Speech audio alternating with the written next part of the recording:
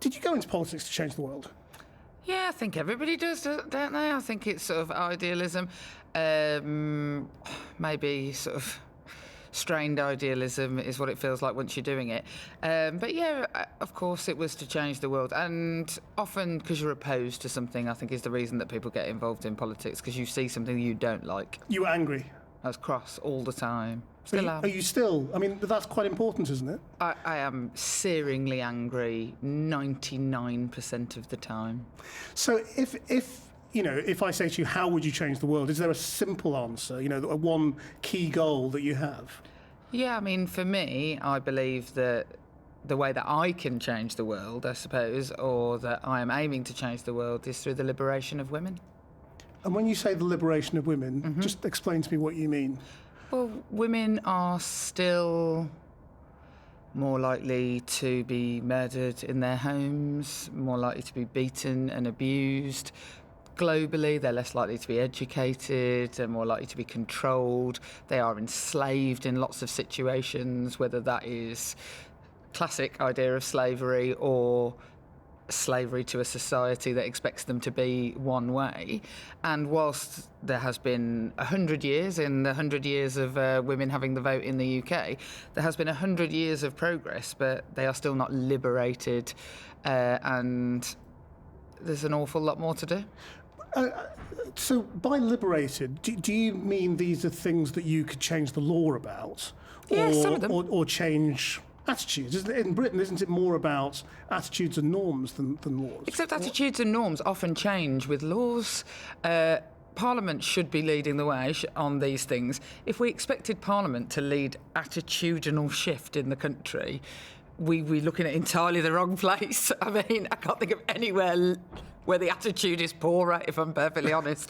But you change the laws. So, for example, just a really quick example of like the way that people didn't want to wear their seatbelts. The law was changed and people's attitudes towards it changed over time. So yes, there are lots of laws in the UK that we can change that would help the liberation of women. Most of them actually are about how we treat men in society, whether in the criminal justice system or in social policy around welfare, and how we change things for men, I think will change the attitudes in the country. For example, if men had equal parental rights, so when a baby is born, if a man was entitled to exactly the same amount of time off as a woman is, at exactly the same term, so 90% of your pay for the first 6 weeks, maybe would stop chaining women to their children and their homes. And maybe when an interviewer sits opposite a 30-something-year-old woman and a 30-something-year-old man, they'd be as risky to employ. I think it would be the single biggest thing we could do to change the gender pay gap, for example. So a lot of it is about tinkering with our laws, and how we treat men in society is what will liberate women. What was your own childhood household like? I mean, what kind of environment were you brought up in? I was brought up in a very liberated environment. So my mum was by the time I was born, she hadn't worked for many years. So I've got a brother who's 11 years older than me and 2 in between. And so my mum hadn't worked since 1971, really. Sort of part-time jobs, and my dad was a teacher, so he was the primary sort of breadwinner. But then when I was born, I don't know whether she just really couldn't stand me at home. I don't know what it was. I was the tipping point. Maybe that was it. She was off. She was off. She was like, I can't look after this one last baby. So as her 4th baby and her only daughter, she went back to work when I was about 18 months old, which even then, I mean, I suppose the women's movement had been happening in the meantime, which my mother had very much been part of.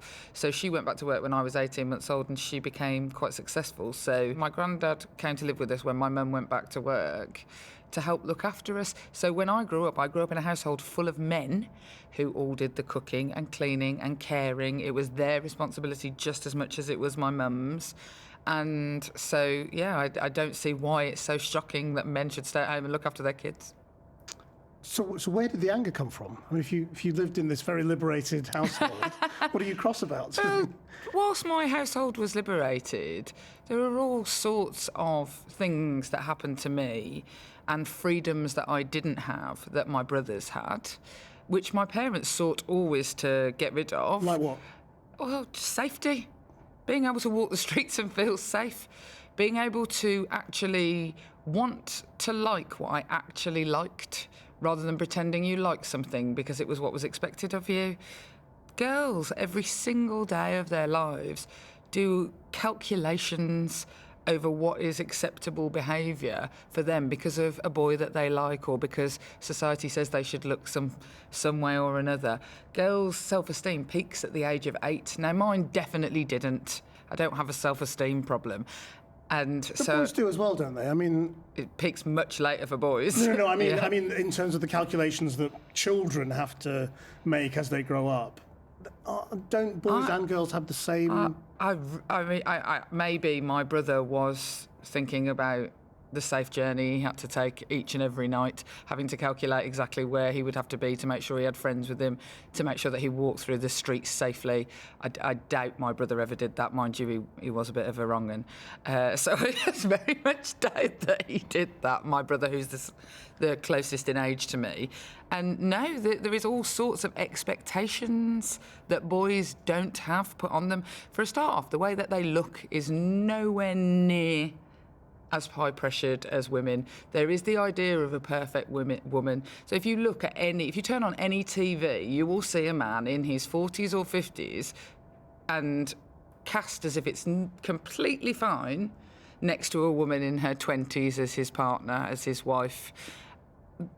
Women are constantly told that they have to be perfect or fit into a certain mould, whereas men are allowed to be a bit weird-looking, and as long as you're funny, as long as you're clever, as long as you're kind, it's fine if you're a bit weird-looking. Women do not get given that same grace, and that slips into you when you're a kid. So whilst I lived in a liberated household, I still felt I had to do things that boys liked. You know, I pretended to like Vietnam films and hip-hop throughout the entirety of the 90s. If I never, ever, ever have to watch Apocalypse Now again, it will be too soon. And still today I sit around with a load of, boys who are now in their 40s going on what these masterpieces are, and I can talk about it so fluently, but not because... And as a teenage boy, do you think that teenage boys ever studied Take That to make sure that they could talk to the girls in their class? I don't think that they did. And so, did you have a family who were pushing you on to be a rebel, to fight things? Yeah, or, definitely. Where did the ambition to change the world come from? Definitely. My family pushed me to be a rebel. We were always told to talk back. We were always told to stand up and say what we believed in, but not in a sort of... I think now there's quite a lot of everybody just feels that they have an opinion and has to share it. It wasn't like that. It was that if you see something wrong happening, you should speak up about it. So I went to a grammar school, and we were told things like, you're better than the kids from the comprehensive schools, you're not like those girls from the other schools in the neighbourhood. And I used to speak back and fight back at school. Who taught you that? Oh, teachers. Oh yeah, teachers would definitely say that to you, especially if you were caught smoking fags outside. They'd say, "Oh, you look like comprehensive kids," and things like that. And I used to fight back, and I used to get in trouble at school all the time, and my parents had to come in quite a lot. And my parents would always side with me if they felt that the reason that I had talked up or fought back was because of some injustice. They encouraged it in every single one of us, is that you don't cross the road away from helping someone, you cross the road towards it. Just as a dogleg, just because you mentioned the grammar school, I mean, how do you feel about grammar schools now? I'm not going to say I'm an abolitionist of grammar schools, but I wouldn't send my children. I haven't sent my children. No. Well, actually, that's not entirely true. If my son, who is 13, had wanted to go to it's the closest school to my house. If he'd wanted to go to the local grammar school and he'd passed his 11 plus, I would have not let my political ideology get in the way if he'd really, really, really wanted to. But he said, I think that children should pick schools, not schools should pick children. So I've obviously raised him well. He was like, why would I want to voluntarily take a test? So he didn't even cross his mind that he would take the test. I told him that if he wanted to, he could, but I wasn't going to pay for any tutoring or anything like that. I think that on a broader political Right, they're not fit for purpose. They don't have... In Birmingham, the statistics aren't as bad because of the nature of the population of the city. But elsewhere, grammar schools are wholly unrepresentative of the communities often where they are and or the whole country. They have wildly low levels of kids on free school meals. So I'm against any sort of elitist system, but I think it's a parent's responsibility to do the best thing for their child. I think it's a government's responsibility to do the best thing for all the children. And do you think it's okay to judge politicians on whether they are hypocrites when it comes to education? I think it's totally fine to judge them if they're hypocrites, if they go round saying something other than what I just said. So Seamus Milne, who sent his kids to grammar school. Knock yourself out. Yeah. He's a hypocrite. I don't judge anyone. Diane Abbott, same thing? Yeah, well, you shouldn't go around saying that you don't like posh schools because they're elitist and then think it's okay if you're able to take advantage of that. Are those sorts of conversations possible within Parliament, when you all meet each other? Could you have that conversation with Diane Abbott and say... No, I couldn't have that conversation with Diane Abbott. We don't really converse. I've spoken to Seamus Milne twice. I mean, he seems affable. But no, you don't. Because there's a level of purity in what they think about But you're a small policy. group of people, aren't you, as Labour MPs? You think you were all quite... that you talked a lot. Oh, no. But I mean, we do, but it is, I'm not going to lie, it's a bit cliquey, isn't it? So I talk to the people I talk to a lot, my friends, the people I have common cause with, I talk to them a lot. And that goes across not just Labour MPs. In fact, you spend more time talking to the other side, especially if you're in opposition, because you have to get them to do things. So you have to pally up with them considerably more than you have to pally up with your own side. Who are your Tory friends? Well, pretty much most of the women, I have to say. I mean, not me and Teresa. We're not swigging prosecco in a wheat field or anything. But most of the women. So Anna Soubry, obviously, and Heidi Allen, and Maria Miller, and Milton. These are people we have many common causes with. And that's because it's all. Issues to do with women that you're talking to them about? It's not necessarily even issues to do with women. It is the issue of getting women's voices heard on any issue that we find common cause with. Why do you feel Parliament or politics... Well, when you said I can't think of a worse place. I don't know whether... Did you mean Parliament? Or Yeah, about Parliament. People's attitudes are terrible. Why politics. do you think it's so bad? Because it is allowed to be completely like a circular argument. They're eating their own tails all the time. People in Parliament, at every single level, have very little idea about other people's lives. I think Labour MPs arguably would be much, much better at it because you're much more likely to have a diverse constituency. Because whenever you accuse politicians of being out of touch, they get really angry and they say, I meet more ordinary people than any of you journalists. I have my surgeries every week. I'm in contact with all my constituents. Well, I sit every single day in Parliament and I think, have you ever actually met a person when people speak? I actually sometimes think, I think of Theresa May near daily. Have you ever just had a chat with someone? I genuinely think that all the time because I don't know who they are talking to. If they think the way that they think. So the immigration, the Windrush thing has been absolutely, it shows this up so much in that when they created the hostile environment around immigration, what they saw in their heads when they thought of an immigrant was Abu Qatada. What I saw was Mariam who lives, on Shutlock Lane.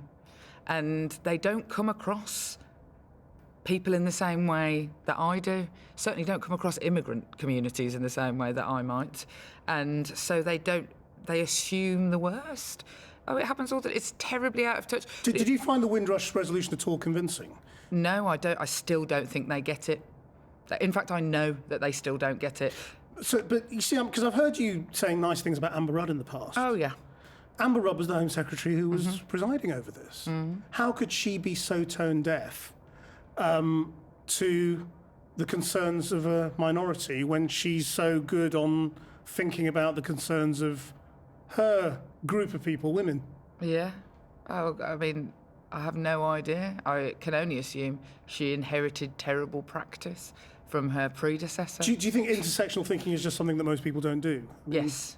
I think everybody, including myself, has to be forced into it.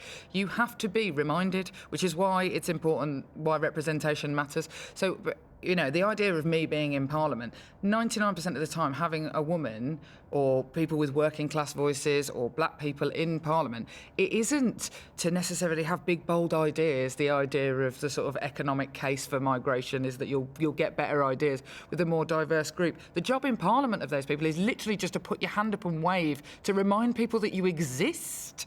So it is simply that. So Amber Rudd is very good at putting her hand up and reminding people that women exist. But that isn't the be-all and end-all. You have to remember other groups, especially for the Home Secretary. I think it slipped her by. Who gets it? Who gets the women thing? Who are the people in power who get it? Sadly, I don't think Theresa May does at all. I really used to think that she did. But she used to speak about women so much, didn't she? Within her own party and wider. I really used to think that she got it. When I worked in Refuge before I was an MP, Theresa May was the Home Secretary, and when it was between her and Andrea Leadsom, I was delighted that it was her, because I thought this is a woman who understands domestic abuse, so I feel safe with her. But what Theresa May knows is that her power base is reliant on kowtowing to a old-fashioned male powerhouse, and so she doesn't ever do anything that will break the mould for women. Isn't it the same in Labour? Yeah. Oh, totally it is. Male powerhouse. Oh, totally. Yeah. It's totally the same. And it's one of the reasons why women haven't risen to the top of the Labour Party, is because the women in the Labour Party are much more radical. They are, by very nature, they are feminists, activists, and to get to the top in the Labour Party would mean a massive power shift backwards for the men in the Labour Party. So when you talk to Harriet Harman, who I presume you hold I talk to all the time, do you feel she achieved a lot in her parliamentary career? A huge amount, and it was... Because it has to be a sort of a model for you, isn't it? If you want to change the world, and you've only been in Parliament a few years, you look at somebody like her who's been there a long time. I'm not sure I'm going to make it that long. Well, you have to think, well, how much has she changed the world, and therefore how much am I going to? Yes. And I think, mind you, I think that the pace of change quickens in this bizarre crucible of politics that we seem to be in at the moment. Do you think it does? I think it doesn't just feel like it does because of maybe the noise. It does just feel like it does, and it is just noise. That's what my husband always says. It's absolutely you don't live in reality anymore, Jess. You think that everybody is shouting at everybody else, where most people are talking about Gogglebox and a pint of milk. But I look at Harriet Harman and I think how she broke a mould. And she did it in a way that I would find incredibly difficult. And in fact, she paved the way for women like me to not have to do the working with the power base that you have, placating the right people, the sort of slowly, and it's definitely what my mother's feminism was like. It was like, right, we'll get in there and then we'll change it from within. Whereas I'm a bit like, am I allowed to swear? Yeah. Knock the fucking doors down is what I'm a bit like. And so what I learned from Harriet is that 35 years and the amount she has changed for women and the amount she changed my life as an individual because of policies that the 1997 Labour women were able to put in place, is that I have to learn to maybe do some more of that slowly. Changing from within rather than trying to blow it up. Because obviously, if you grew up with this sort of sense of injustice and you have this passion to try and make things, well, is it more equal or better? I don't know. Equality, I think, has unfortunately got sort of lost along the way, and it's become a bit of a fight over who's more equal than everybody else. And equality presumably isn't your goal, is it? It's liberation. Liberation, so, yes. If that is your goal, then why politics is the route to do it? Is the question. Well.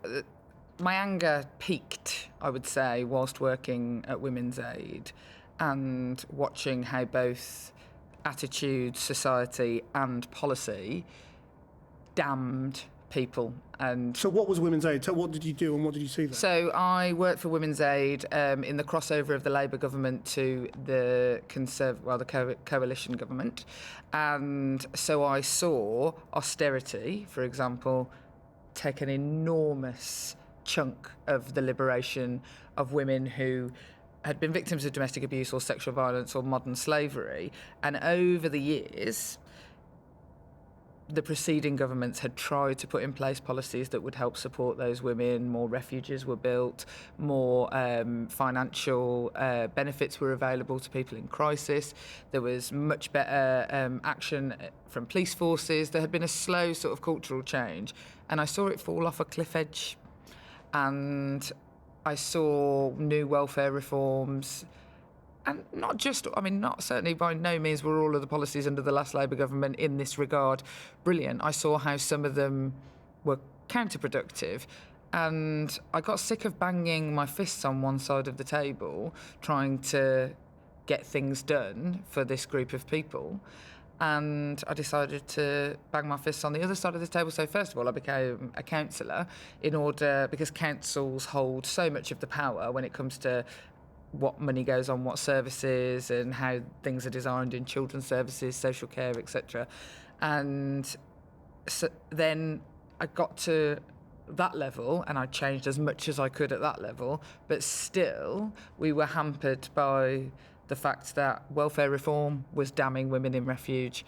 And so I thought, right, well, I'm just going to have to become an MP. It was as simple as, look, if you want to change this, you're just going to have to get on with it. You're going to have to do it. And it was specifically about policy that was wrong and changing policies that would benefit this group of women.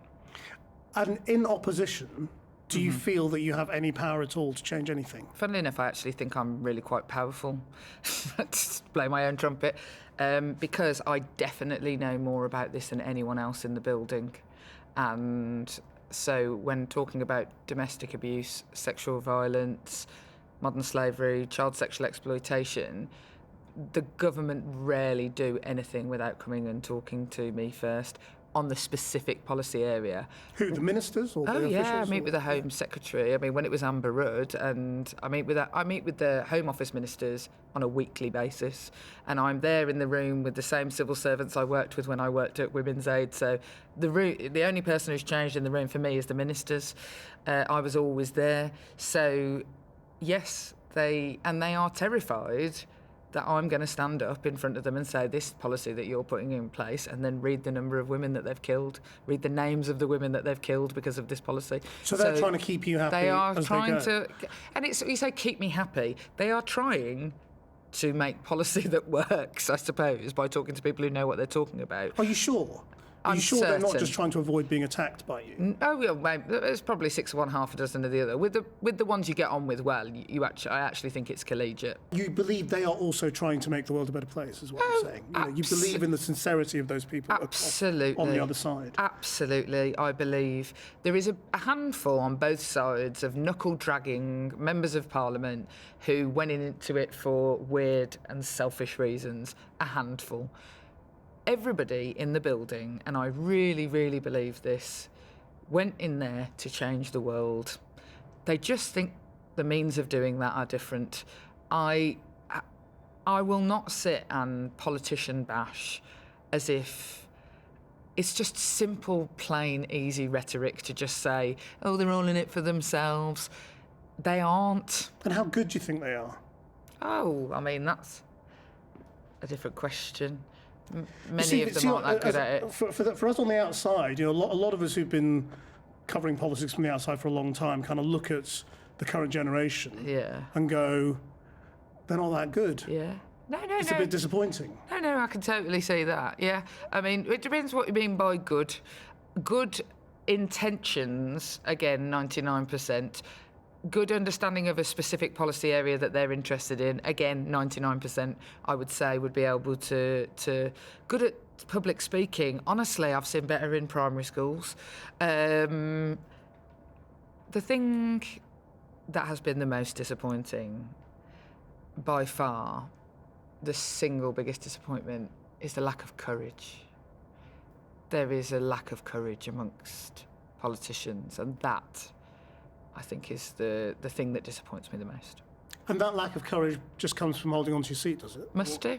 A variety of things, holding on to your job, holding on to your seat. And to say that that is self-interested, and that means that they're not there to change the world and they're there for self-interest. You do actually have to stay there to try and change the world there. So it's a practical thing. But don't judge them by a standard that you wouldn't give to your milkman or your postman or the women who work in Sainsbury's. Everybody wants to keep their job. We shouldn't be put on a different standard. So I think that, So why have you got more courage? Maybe I'm just, just a bit mouthy. I don't know why. And I'm not alone. I just can't understand why people don't see how much respect you get from the general public if you tackle the hard things. Anyone can say what people want to hear and get applause. Literally any monkey in a zoo could do that. Saying the hard thing that people don't want to hear makes people respect you a considerable amount more, and it would make people believe in politics, and we desperately need that for our democracy. So actually, whilst the liberation of women, I suppose, is my policy area, my motivation, the reason I went there, I think actually the thing that I would like to do that I think would change the world today in a moment where it desperately, desperately needs it is to try and give people faith back in politics. The idea of democracy, liberal democracy deserves fighting for, and at the moment, the fact that people think we're not very good is unfortunately just more grist to the mill of we need a different system. Part of being a politician for so long has been towing the party line, voting with the party whip, doing what the leader says. And you obviously struggle with that. Yeah. But doesn't Not that as much mean, as Jeremy Corbyn did, of course. But does that mean you would really struggle with being in government? Possibly, yeah. So if you were given real power to actually control things, or the chance to be a minister? Yeah. It probably does. It almost certainly does, in fact. Yes, I would find that difficult. However, I like to think that my courage wouldn't come out in talking up against the leader, or it would be about an issue. So let's say I got something wrong. Let's just say PFI on schools is an example of something that I think that the Labour Party got a bit wrong. You've got to be willing to just say that. Say we tried it. It didn't work. This was the way Britain built new schools for many, many years under the Labour government. Absolutely. By borrowing from the private sector and then paying back. And at the time, it built schools in my community. Now, there has been consequences of it that we didn't see coming, whereby local authorities are owing loads of money to big corporates and somebody's creaming it off in the Cayman Islands. Nobody wanted that to be the case. So you have to just be honest about it. So actually, I don't think I'd struggle to be in government. They might struggle to have me there because I would say yes and no to questions when I was asked them. I'm not good at delivering a line. I never will be. If I believed in something, though, I would be one of the best people they could find to try and sell it. Do you think Jeremy Corbyn would be a good Prime Minister? At the moment, I have real concerns about that, so at the moment I'd have to say no. Because the reality, I think that the reaction to the whole Russia thing was the thing that I found really alarming.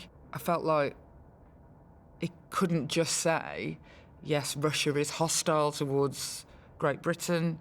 I found that really, really difficult. And I think that Jeremy Corbyn really, really struggles to hear things that aren't praise.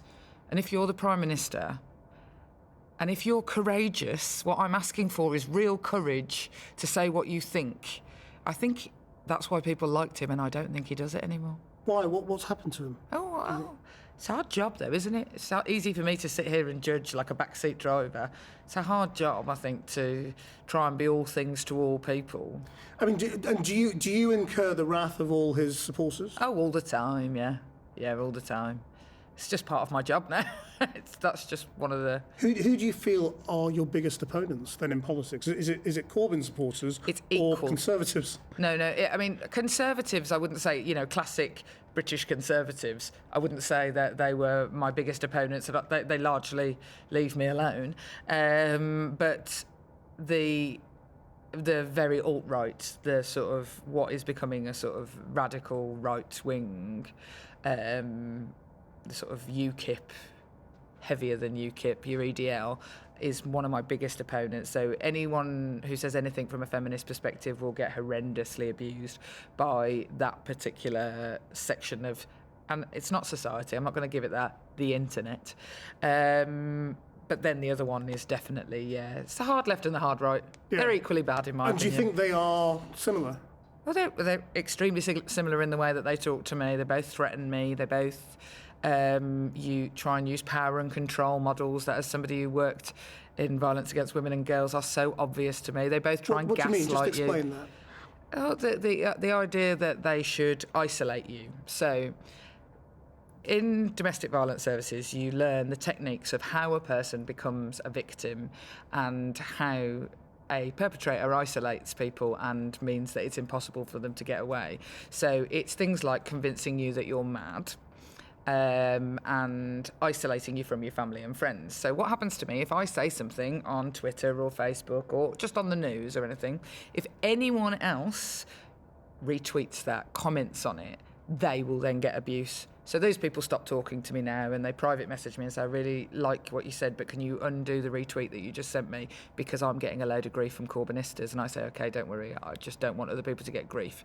So they'll write to places that you're going to and say that they're not happy that you're going there. So if I go and speak at different Labour parties, which I do every single weekend, I get in my car with my son and travel the length and breadth of the country doing fundraisers and things for Labour Party colleagues, and they will complain, they will hold motions against me to stop me from going to things and try and stop me having anything to do with it. So that's classic, absolute classic sort of isolationism. We'll wear everybody else down until her voice no longer cuts through. And do you think they've captured the Labour Party? No. Not the Labour Party I come across, and like I say, I go up and down the country all the time. But they're just there and they're not going anywhere. They haven't captured it. They've frustrated it by making meetings not very pleasant, and so other people who would have classically been there in the past don't bother to turn up to things anymore. Because why would you want to, you've got better things to do on your Friday night than go for a fight. So they are driving other people out, is what you're saying? Yeah, but I think when it comes to it, I don't think they've captured the Labour Party, no. But what you're describing sounds like a bit of a civil war, doesn't it? I mean, it's a... Yeah, I mean, it's a civil war with, sort of samosas and slightly lukewarm tea. I think maybe it's often written up more exciting than it actually is. Oh, I'm not saying it's exciting, but I mean, it's really changing the Labour Party, isn't it? Yeah, not where I live, I have to say. There's no notable change in the face of my Labour Party, my constituency Labour Party, no. So maybe I just don't see it. Maybe if I lived in Brighton and Hove, I'd feel differently. So who are these? I mean, they're from posh other areas. people usually, posh areas. Posh areas, the Labour Party is gentrifying. You see, the areas where the Labour Party membership is at its biggest are areas in London, which I suppose was classically always the case, but Brighton, Canterbury, it's not dockyards, are they? Let's put it like that. And do you think this is something that people in powerful positions in the Labour Party are also involved in? So, you talk to some people and they'll say, look, there are people who work for John McDonnell or work for the leader or work for whoever who are also involved in this kind of I don't know the activity. answer to you that. Don't know. I don't know the answer to that. So, but I mean, I don't know. Yeah, I don't see any evidence of it particularly. Because but maybe there is. I don't know. I'm not interested, and I didn't go to. I wasn't a member of Labour students. I wasn't tramping the streets and then wanting to work in Parliament. And I was having babies when most of the people I'm in Parliament with were. And everybody knows the names of all this, people will say names to me, like, oh, you know so-and-so. And I'm like, I don't know who the bloody hell you're talking about. And so I'm not part of the lexicon of who's who in the Labour Party. I haven't got a bloody clue half the time who people are talking about. And that goes for both the left and the centrist dads, if you will. So I'm not interested in all of that. How do you describe yourself? I'm a left-winger. I was raised as a socialist. I was raised by people No, my father would never allow himself to be described as the hard left. He's a left-winger. I was raised to believe in nationalisation. I was raised to believe in fighting for equality at any cost, equality of opportunity, more so than I think your sort of classic equality as we consider it today, although that was always part of it. I mean, you went away from Labour during the Blair years, didn't you? Yes, yeah. I mean, so you were not New Labour in any way? No, God, no. I mean, apart from that, I was a woman who had a kid and lived on child tax credits and took my kids to a children's centre. So you're happy to laud what New Labour achieved? I'm not just happy, I am grateful. I feel personally grateful for the things that were given to me that my friends who didn't have children when they were in their very early 20s, who are now having children in their 30s, don't have anything like what was available to me. So why did you reject Tony Blair? Just because of her art? I don't. No. Like I say, big fan of the first album. I don't reject him out of hand at all. I think he was a brilliant Prime Minister. Didn't you leave the Labour Party then? Yeah, I left the Labour Party over Iraq, yeah. I didn't So it agree. was Iraq? Yeah, it was Iraq. It's always foreign policy that the Labour Party fights about. Actually, domestic policy, this fight this civil war that you described, largely, it doesn't rear its head in domestic policy. It's foreign policy where that is an issue. Can I ask you what you think about drugs policy? Yeah. Because you've had your own family, your parents' family, have been touched by this as a problem. Your brother. Yeah, so my brother is I suppose we say this now, I don't know what the terminology is, he's a heroin addict. Once a heroin addict, always a heroin addict. He's an alcoholic who was, I think, addicted to coke and crack cocaine at different points as well. There isn't, pretty much, apart from all these new fancy modern day ones, spice and the like, there isn't a drug that hasn't affected my life in some way or another. Pretty much all of my life, as long as I can really remember thinking anything about drugs, I have seen the effects of them. And does that leave you as a ban them and criminalise them person, or as a let's try and change the law? I hate to say this, I think I'm becoming more right-wing on the issue as I have got older, and my brother certainly, funnily enough, his attitude is strange, but my husband all weekend has been having a go at me for my attitude towards it. So we were around at some of our friends' houses at the weekend and they were saying, do you reckon they are going to legalise weed because it's been in the news, decriminalise it? I said, no, I don't think they are. And my husband was like, Jess is against it. Are you? To be perfectly honest, I haven't decided whether I'm against it or not. But yes, if I had to vote today, I wouldn't vote to legalise cannabis. Why? Because I worry about what it would do to a marketplace. I worry about... so the idea that it would make it safer and everybody's growing homegrown skunk that is ridiculously strong and killing people and making them have psychotic episodes, that is all completely true. And so to take the risk out of that, I don't believe people who are currently growing skunk in their lofts will stop it, even if it's legal, because it's free if you're growing it in your loft. So I'm not entirely convinced by that argument that it will stop really strong skunk being on the market. I've been to Amsterdam. I had a brother who lived in Amsterdam, moved there when I was 15. Imagine when you're 15, having a flat you can go to in Amsterdam with all your mates, with an adult who doesn't care what you get up to. So what I saw there is come here, ours is stronger, a sort of plethora of we've got the most THT or whatever it is in it. And then I think about my son, and I think about my 13-year-old son, and I think, do I want him essentially doing what I did? I mean, it would be a lie to say that I didn't take drugs when I was a kid, because I did. More importantly, I think, is that often, I think, in the sort of Liberal Democrat vein of let's just make everything just more freely available and free and easy, I have to say, I just think you live with massive rose-tinted glasses about what it's like to live next to a crack den, about what it's like to live on an estate where there's needles everywhere, and what drugs actually do, what crack cocaine does to a person emotionally, about how it changes people's attitudes and their aggression levels. And I have seen that. It's all nice and well being really livid and liberal about people with heroin addiction. I can sit and tell you all the stuff about how it is a disease, because it is a disease, and I feel ever so sorry for my brother, and I think he's really, really suffered.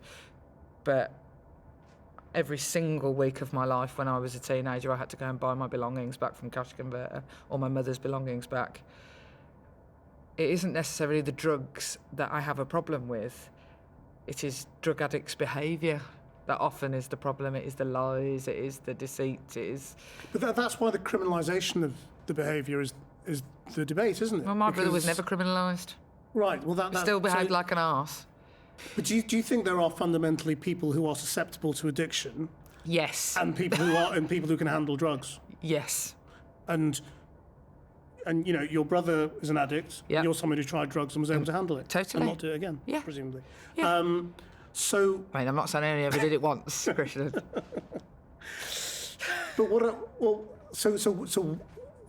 so why not move towards a regime in which you deal with drugs as a health problem rather than a question of breaking the law? Absolutely. Why not?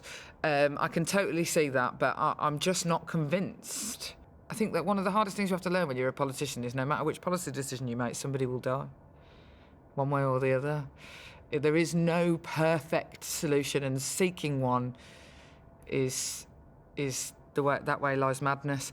So I would have to look at all the evidence. My brother doesn't believe in decriminalisation, funnily enough. I think he thinks that there needs to be some changes that reduce risk, but he believes, for example, I mean, he's been in rehab a million times, but the only thing he believes works is abstinence, is an NA or an AA model. I want to see it to be whole person centred and make sure that the psychological effects of taking drugs, coming off drugs, addiction is properly taken account of, and we don't just think that decriminalising it will help our prison numbers. In terms of concrete ways that you think you can change things now, I mean, you've talked about how the government comes and consults you on legislation. What do you have a list of things that you want to do, that you want to tick off? Oh yeah, loads. God, we've got hours. Yes, there's all sorts of things that need to be done. There needs to be, and this will never happen under this Conservative government because they're a bit socialist, the things I'm going to say. For a start off, the single silver bullet, which they say that they are going to do, is we need to build more houses. There's no two ways about that. The single thing that would help women in difficult economic situations would be the availability of social housing and the availability of affordable housing. Why? Just argue that through? Why would it help women specifically? Oh, because there's nowhere for you to flee at the moment. We're in a terrible situation where every single day I sit with my constituents and try and help them and then send them back to a hotel on the M42 with their children.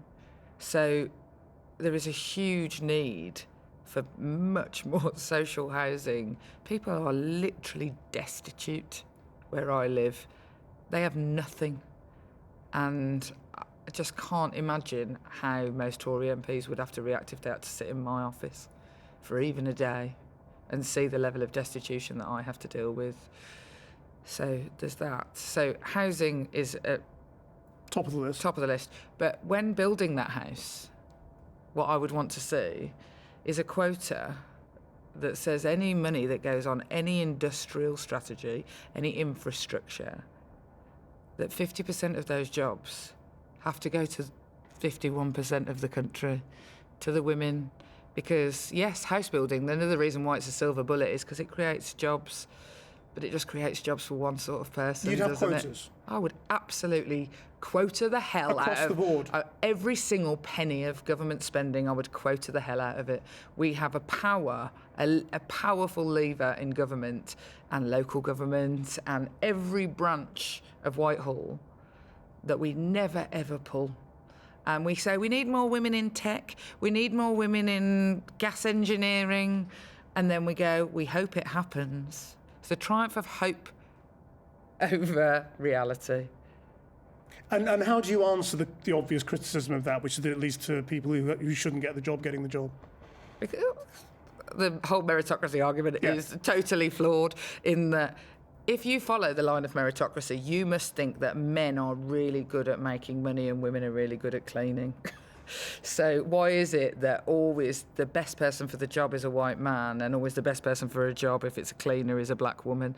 It doesn't make any sense. Also, if I look So you think if you brought the quota in, it would just happen, people would just find all the people Well, they would have to, wouldn't they? that they have to? Well, I come from a quota, don't I? I was elected on a quota. But you know, employers always complain. That they can't find enough women. Yeah.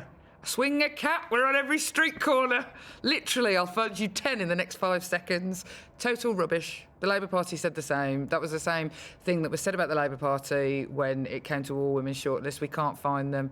Yet, lo and behold, we've managed to make Parliament almost 50-50 on the Labour benches. You've already said you may not stay in Parliament forever, not as long as Harriet Harman.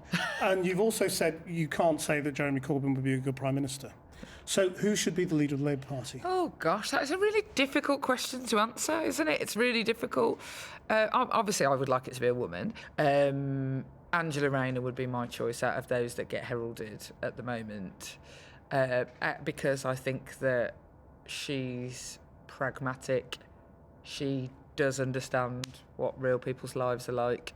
She's got a broader perspective than London and what London thinks about things. So I would pick her out of those that are currently being put forward. Right, but there may be others. Yeah. Yeah. And you wouldn't stand? I used to answer this question from a feminist perspective and say, I would say that I would want to be the leader of the Labour Party because I think it's important for women to be honest and talk about their ambitions. But you know, I walked down here today and I walked through the streets on a sunny day in London and I love my life. It'd be an enormous sacrifice to give up my life and my freedom to be the leader of the Labour Party. I think that would be a sacrifice that somebody who gets heralded as living an ordinary life and wants to continue to be normal. Actually, I think my normality is the thing I'd find hard to sacrifice. We ask everybody on the podcast, what is your most controversial opinion or way to change the world? The one that you think is really difficult? Do you I'm gonna shamelessly steal my husband's. My husband has some brilliantly controversial ideas that he thinks would change the world. I'll give you 2 of his ideas, and then I can blame him, although I think that some of them have some merit. The first one is that at 18, everybody should be given 100 votes, and that should deplete with every year of your life. So that, you know, when you've got the most investment in the future, you get the most say.